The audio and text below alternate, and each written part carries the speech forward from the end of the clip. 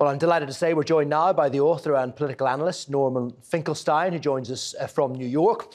His parents were Holocaust survivors. He's documented and chronicled the plight of the people of Gaza for almost 2 decades and has been highly critical of Israel's occupation and its treatment of Palestinians. Norman, thank you very much indeed for your time. Great to have you on the News Hour. I just want to start by discussing the latest developments on the aid corridor and the attempts to get aid into Gaza. The Israelis could do more. They could use the land corridors, but they have chosen not to do so, despite US pressure. So to what extent is the establishment of this corridor an illustration of how the US has once again failed to exert diplomatic leverage over Israel? There's something hideous going on now before our eyes, and I do think it should be called out in no uncertain terms. President Biden has turned the Gaza genocide into a photo op for himself. Ursula von der Leyen, who's one of the key supporters of the genocide, is now trying to clear her name.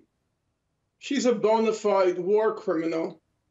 It's not for no reason that Claire Daly in the European Parliament calls her Frau Genocide, or as I prefer to call her, the Nazi princess. Now let's get down to the facts. There's no problem with getting food and medicine to the periphery of Gaza. There are hundreds of trucks which are ready to go in. It doesn't change anything one whit if there is a floating pier on the water periphery of Gaza. That's not the problem. The problem is getting the food and the medicine from the periphery to the people. And Israel is blocking that. It's blocking it both physically and also by its continued indiscriminate bombing to terrorize the civilian population. There's something truly sickening when the President of the United States turns the martyrdom of the people of Gaza into an election year photo op. He's trying to recreate the Berlin airlift of 1948, this time by building a floating pier. I don't know why he just doesn't call on Captain Kirk from the Starship Enterprise to beam down Morton pot pies.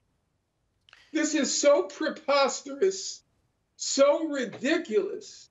The idea that any sane person, any rational person can take seriously at this point in time the words of the 2 key abettors, the 2 key supporters of the Gaza genocide outside Israel, namely Ursula von der Leyen, Frau Genocide, the Nazi princess, and President Biden. It's simply bewildering. But frankly, I don't believe it fools anybody except for those ghouls inside the Democratic Party bubble. And Norman, President Biden and Ursula von der Leyen would no doubt refute those claims were they here to do so. They might deny the claims, but the factual evidence denies them the option of refuting the claims.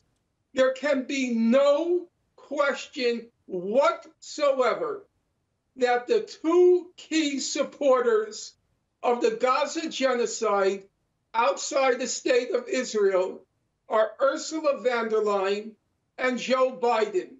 That is not up for debate.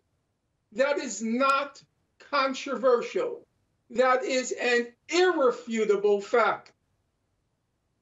And clearly what the people of Gaza need right now, Norman, is humanitarian aid in huge amounts. And therefore, what is needed is a diplomatic solution to try and establish further abilities to get that aid into Gaza. Do you hold any positive hopes of a diplomatic solution? No, I do not.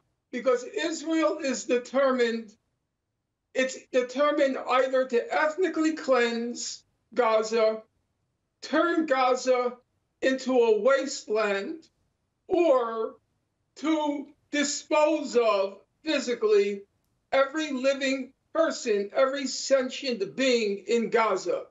And the United States will not exert the force to stop it. So I cannot say I'm optimistic about a diplomatic settlement, but we should be clear on the facts. Number one, there is no lack of food or medicine earmarked for the people of Gaza. It's there. It doesn't require a floating bathtub. It's right there at the gates of Gaza. It's Israel that's blocking the delivery of the foodstuffs and the medicine.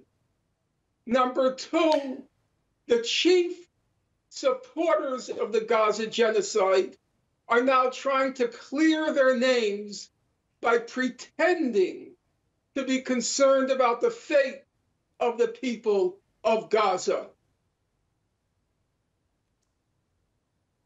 And Norman, just while we have you briefly, you said back in 2020 that you'd given up on Gaza, much as it pained you. You'd spent enough of your life documenting and chronicling the plight of the people of Gaza, and that much as it pained you, you felt you had to therefore turn your back on it and move on with your life. How do you feel about Gaza now and the future of Palestinians? It would be a sin against man and a sin against God to turn your back on the people who have suffered relentless martyrdom by a heartless and at this point pathologically sick occupying power. And I don't have the lack of heart to turn my back. Well, you are reinvested in their future, and I'm sure you will continue to chronicle and speak out on the future of Palestinians in Gaza. We have to leave it there, Norman, but we do thank you very much indeed for joining us here on the NewsHour on TRT World. Norman Finklestein there, joining us live from New York.